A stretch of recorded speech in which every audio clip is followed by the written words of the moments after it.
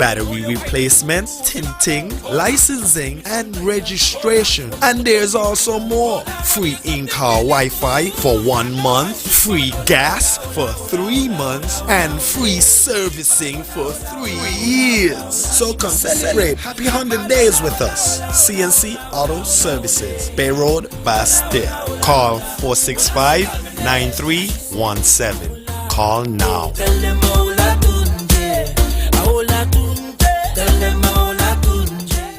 The future is unknown. Protect your life, your family, and your valuables from unforeseen circumstances. Let National Caribbean Insurance give you the peace of mind that you so deserve. At NCI, we offer a suite of affordable insurance plans that can be tailored to ease your financial burden. We aim to deliver exceptional products to satisfy all your insurance needs. Whether life, health, motor, or property insurance, NCI has the right solution for you. Our friendly and knowledgeable sales professionals are ready and able to assist you. Let National Caribbean Insurance Company Limited help you to prepare for the unexpected. We serve, we protect, we satisfy. That's NCI.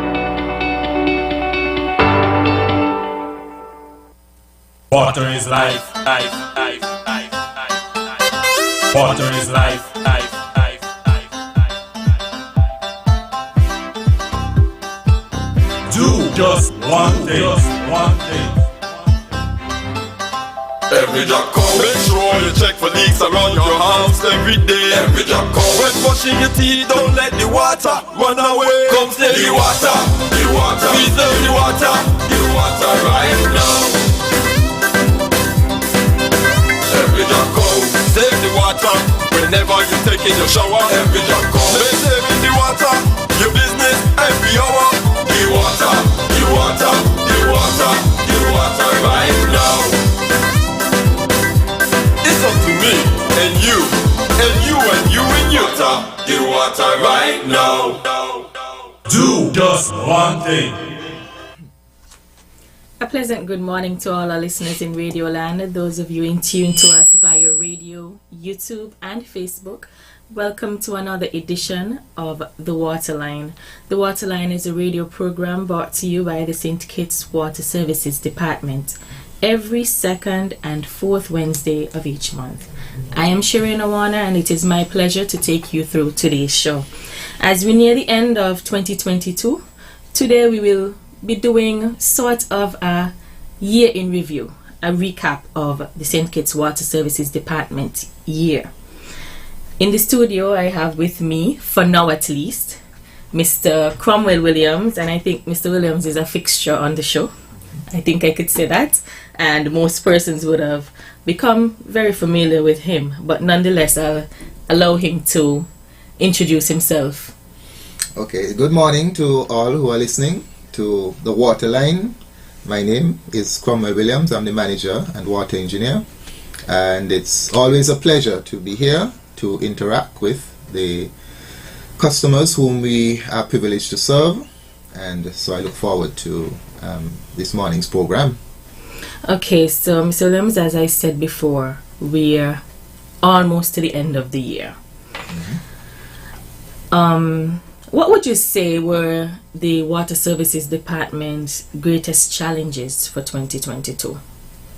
And that's me assuming that you had more than one challenge. Okay, right. So it's been a challenging year, I think, generally speaking. But just this morning, I got some information with regards to our rainfall thus far for the year up to November from the Met Office. And I must say thanks to the Met Office, one of our key stakeholders. And that rainfall data is reflecting that this year the rainfall was more than last year, but in terms of the long-term average, it is still considerably below the long-term average. I mentioned rainfall because it is the beginning. It is where we get our water from. And so always have to make sure that our consumers and the general public understands that rainfall is where our potable water comes from. because we take it for granted, but many of us went through school and left school, and you know, we were not educated, unfortunately, as to, you know, the true significance of the water cycle and where our water comes from. So hopefully more and more persons every day in St. Kitts are becoming more aware of the fact that our water is totally dependent on rainfall. So it is our duty at the Water Services Department to be able to capture as much of that rainfall as possible and convert it into potable water for the public to consume, whether it is in your homes, domestic, or it is non-domestic, at work, in the institutions, etc.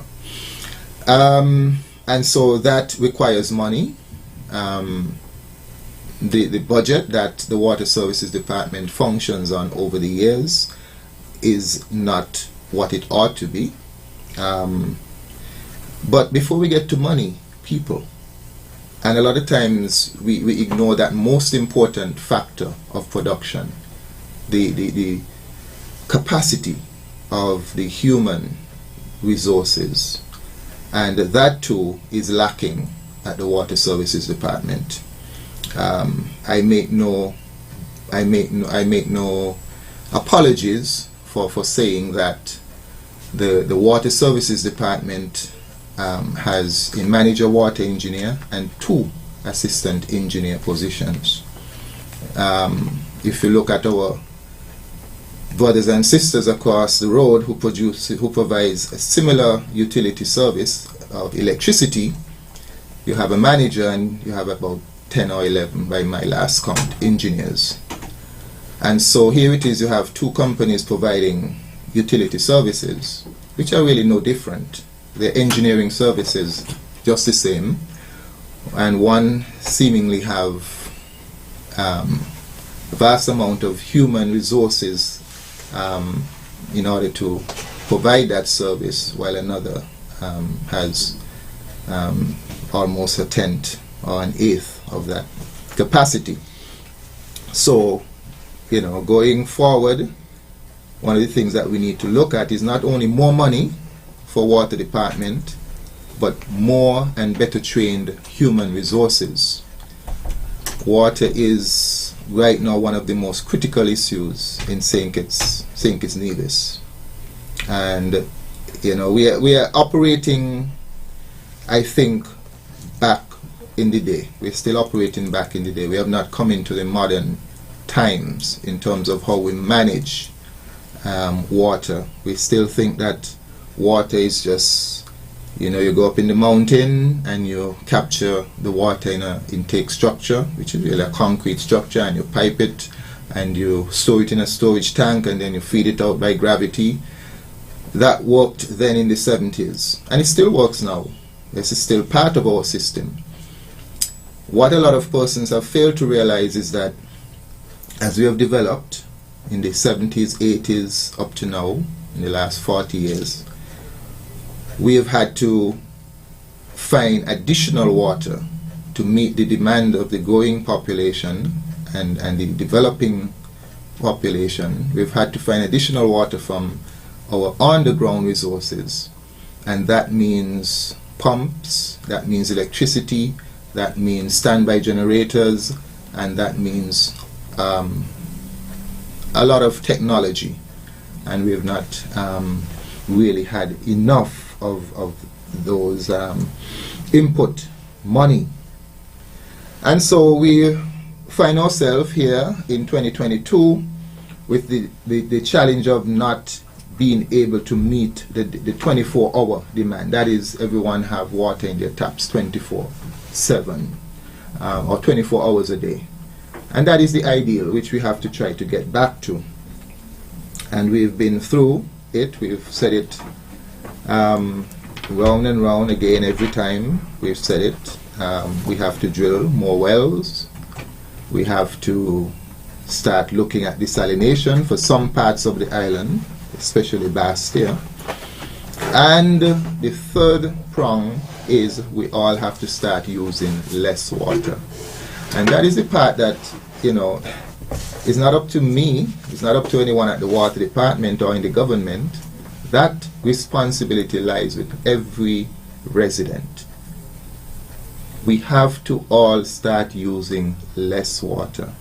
And not just using less water, but wasting less water, because there are still hundreds, if not thousands, of customers connected to our system who have leaks and are not attending to those leaks, and that is a significant loss. It might be about 15% or even more possibly, because in many instances we have meters that are not necessarily working. Those customers might have a meter that is not working, and that's our fault. But as a result of that, we don't really know. If you don't have a working meter, but you have a toilet that is leaking, you could be using tens of thousands of gallons of water every month. Just going through your toilet, going down into your soakaway, and that is a major problem. Major problem. Why some persons don't have 24-hour water supply. And so we're looking forward to continuing to tackle these challenges in 2023. I know that today, not too long from now, is the budget address, and I know that the government has signaled that they will put their money where their mouth is, and we're going to get working on bringing additional water online. And but like I said, it's not just about bringing more water online. If we have significant losses both on our side and on the customer's side, then you're producing more water, but then it's just going down the drain literally, and that will not solve the problem for persons who currently does not have a 24-hour service. Okay, Mr. Williams, you gave us a mouthful as it relates to the challenges, and you even went into, you had a little peep on my paper, and you said that I was going to eventually ask you about your solutions to those challenges, because of course it's one thing to say what issues you have, but if you don't have solution, really you're heading nowhere. You're just going to be repeating yourself time and time again. And so happy that you did that. You addressed the solutions to the dependence on rain, the challenges with the amount of rainfall we get. You also mentioned some challenges as it relates to insufficiency in your human resources. That, I think, will come up later when I ask you something else. That will come up in our conversation a little later. But as it relates to the water challenges, some consumers have said that, they understand the challenges, they understand that we're depending on rainfall, they understand that we're not getting as much rain as we used to, and they've said, I'm trying my best to adjust to this rationing situation. But I am told my water, for instance, is going to be, my supply would be interrupted at, let's say, 8 p.m. And then I go home from work, I went to the supermarket before I get home, and oops, the water is gone by 6 o'clock. Any explanation for this? Sure. So water is not necessarily like electricity, where you just flip a switch and it goes off, and you flip the switch back and it comes back on. Because we are not a flat island, we are on a grade, a slope. So you'd find that once we say we're going to close down at 8 p.m. and we close off the tank, the water from the tank at 8 p.m., persons on the lower slopes will continue to have water, because there's a lot of water in the water lines that will be used up. So persons at the lower end will continue to have water maybe for 1 or 2 hours sometimes, depending on the rate of usage. Whereas the persons on the higher ends, they will lose water first. And And so that is why, even though we close down the system overnight, currently, there are some persons who still does not actually lose water. So there are lots of persons who still have water 24 hours, because by the time the water comes back in the morning, they would not have actually lost water. The lines would not have been completely emptied. The other thing is that even though we said, okay, we'll close down the reservoir at 8 o'clock in the night so that it can build up, if during that particular day, based on how persons utilize water, the tank actually is empty, or probably has in just a little bit of water, 1 or 2 feet of water, by maybe 6 o'clock, we have to close down the tank at that time. So even though we say 8 o'clock, generally you cannot take it as precisely 8 o'clock, because it will be sometimes be before, and sometimes you will have water after, because sometimes based on the reservoir level, we don't even bother to close down. So, you know, it's not like religiously a robot is going to, you're going to lose water suddenly at 8 o'clock and it will come back suddenly at 5 in the morning. There's plus or minus sometime, because we don't have total control over the consumption rate. And if the consumption rate escalates and the tank falls more rapidly than we would anticipate, then the water actually goes off automatically. It's not that we don't, it's not because we close it down now, it's because there is just no water in the tank at 6 p.m. So you lose water. So essentially you're saying that the water is not as static in terms of how it would function as with electricity, and so you would want consumers to use the time provided as a gauge and not an exact time. No, yeah, no. I think I understand you. So sure, Mr. Herbert. Good first things. Sorry, good morning to all. Also to just add somewhat to what Mr. Williams said. As he mentioned earlier, the elevation of the island, where those on the higher elevation will lose water first, and those lower will sometimes don't lose water at all. Also, sometimes even before the tank, even before we shut down the tank just basically run low. And as he mentioned, the higher up you be, the closer proximity to the reservoir, even we might have water in the tank, but it's not sufficient so the water could back up and reach to you. So even though we have water in the tank, you might also lose water still. Depends on your elevation to the tank. So just wanted to put that in. Well, thanks for strengthening that point. What, if any, other major projects can consumers anticipate, things that would, benefit the consumers one way or another in 2023? Anything that the department is hoping to roll out? Well, one of the things that we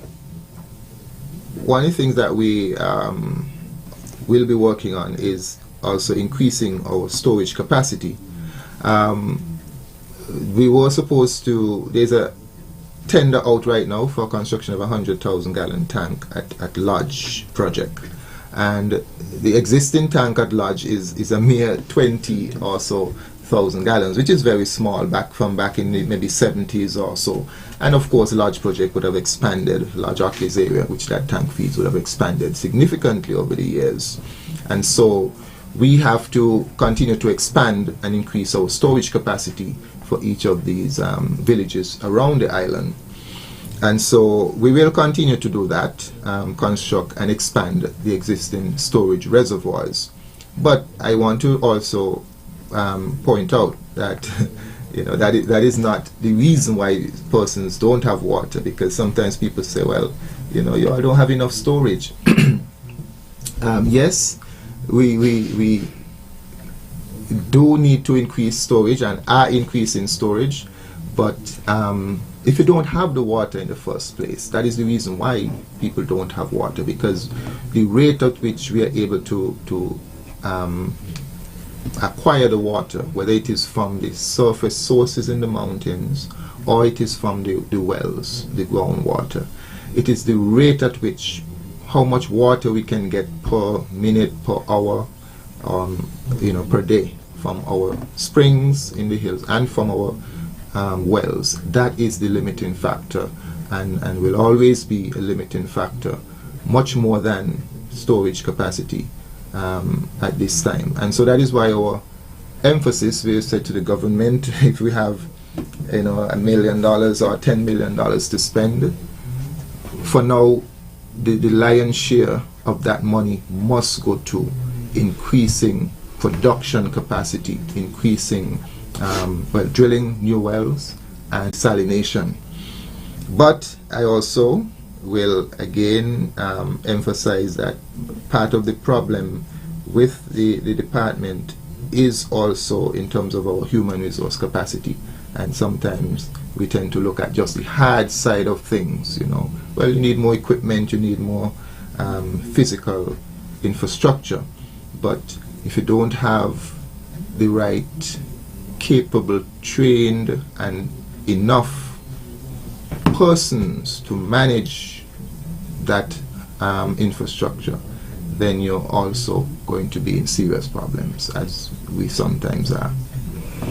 Okay, so Mr. Williams, earlier you mentioned leaks and you spoke to the consumer end of things as it relates to how all of the solutions can be put in place, but if we don't tackle how we treat and conserve water, how we will be shooting ourselves in our own feet.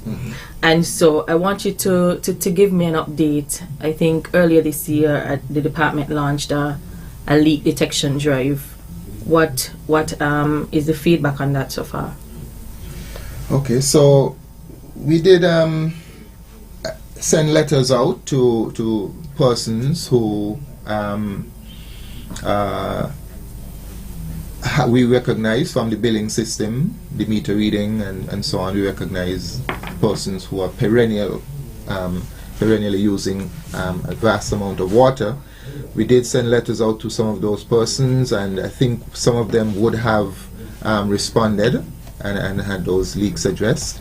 But this is something that we need to be able to go after much more aggressively in the future, in the new year. And I'm hoping that I will have the resources, manpower and other equipment necessary to be able to reach out to our customers who have leaks issues and address this. Because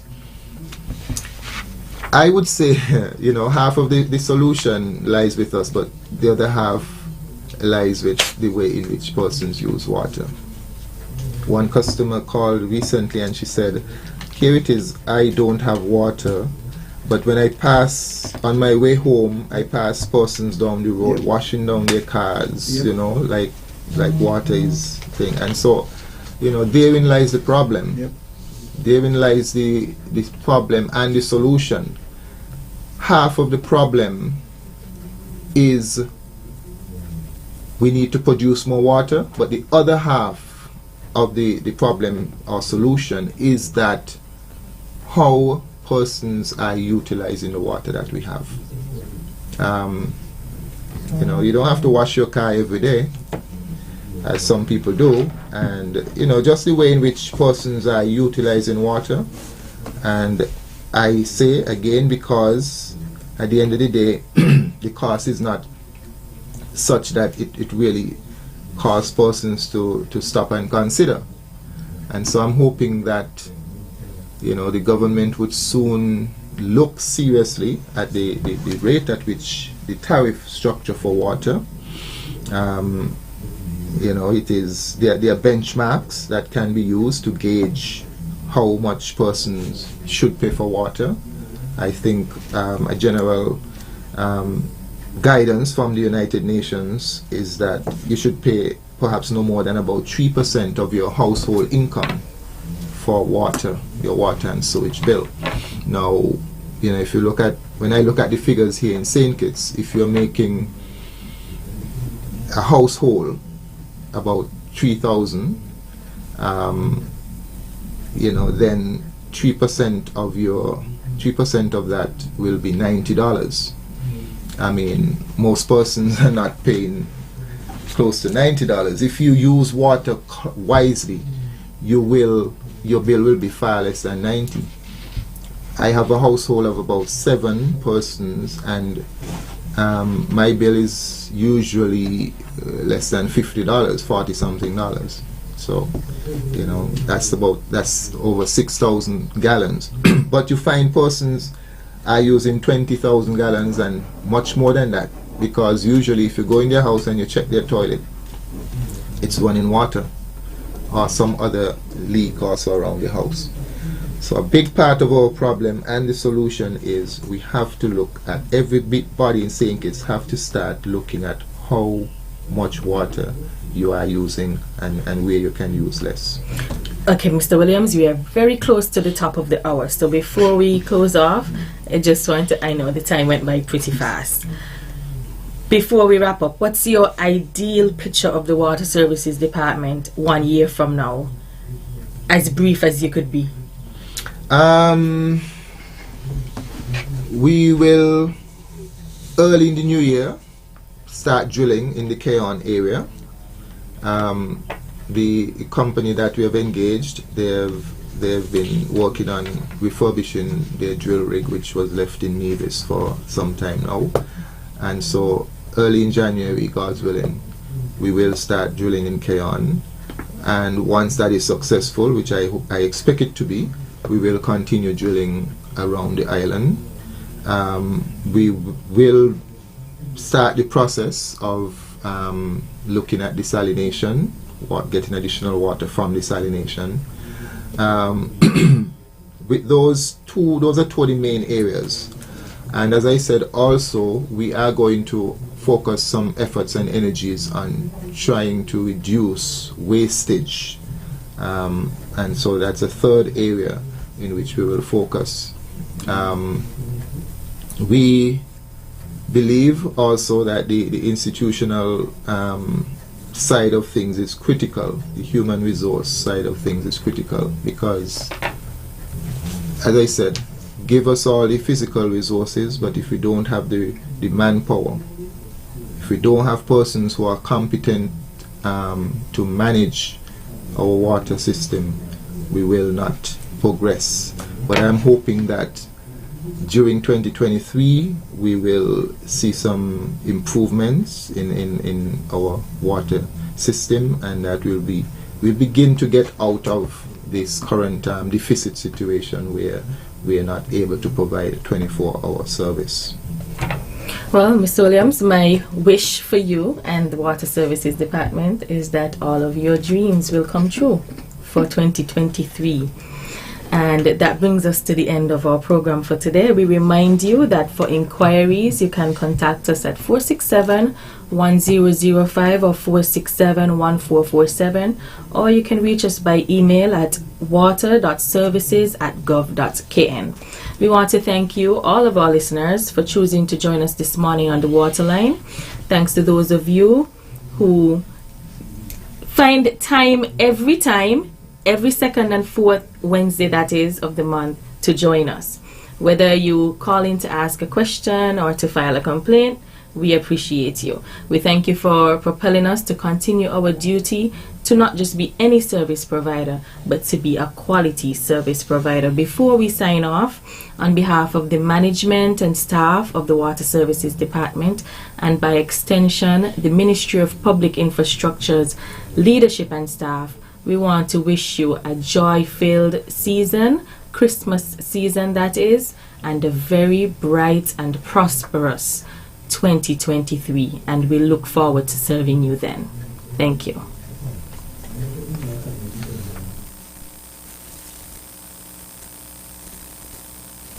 Water is life, life, life, life, life, life. Water is life, life, life, life, life, life.